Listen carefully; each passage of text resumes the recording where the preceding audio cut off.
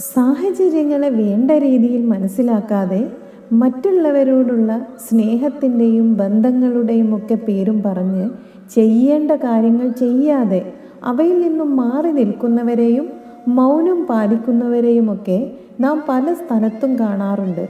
ഇവർക്കൊക്കെ എന്താ ശരിയായി പ്രതികരിച്ചുകൂടെ എന്ന് കണ്ടു നിൽക്കുന്നവർക്കും കേൾക്കുന്നവർക്കുമൊക്കെ തോന്നും.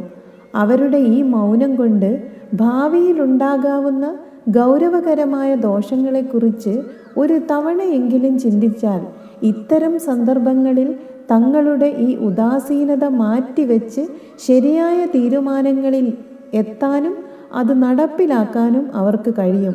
അതിനാൽ തന്നെ ഇത്തരം ഹൃദയ ദൗർബല്യങ്ങൾ നമ്മൾ ജീവിതത്തിലെ പല സന്ദർഭങ്ങളിലും ഒഴിവാക്കിയേ തീരൂ.